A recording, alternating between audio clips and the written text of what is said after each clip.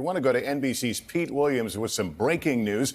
Trump associate Roger Stone has just been found guilty on all counts. Pete? All counts, Lester, of lying to Congress about his attempts to contact WikiLeaks and use an intermediary to try to get in touch with Julian Assange about damaging emails to the Hillary Clinton campaign, and another count of trying to get another person that he was talking to about getting to WikiLeaks, trying to persuade that person also to lie to Congress. So Stone will be sentenced on February 6th, and he could face jail time here. The maximum sentence on these counts, if you just look at the statute book, is 20 years. But, of course, he's not going to be sentenced to that. He's a first-time offender. He has no other criminal record. But if you look at what has happened to other people that have been sentenced as a result of the Mueller investigation, they've all gotten some jail time, some prison time, including Paul Manafort. Rick Gates will probably be sentenced next month. But this is obviously a spectacular fall from grace for Roger Stone, once a partner of Paul Manafort, a longtime dirty trickster in Republican campaigns, and for many years a friend and confidant of Donald Trump.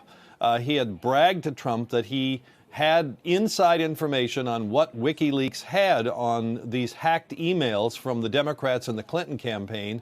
And he told them basically he was going to get advance information and had an inside track to Julian Assange. Later, he said that wasn't true. But when he testified before Congress, he denied that he had any email contact at all with anybody about WikiLeaks, which obviously turned out not to be true. He presented very little defense. The only thing his lawyers did in this multi-day trial is play about an hour's worth of an audio recording of Stone's testimony to the House Intelligence Committee. And that's where the government said he lied. But other than that, he didn't try to contradict any of the other witnesses. And among the prosecution witnesses was Steve Bannon, the former campaign advisor to the Trump campaign. Now, Stone has, as you know, been an outspoken person. He got in trouble with the judge in the run-up to this trial for all sorts of comments he made.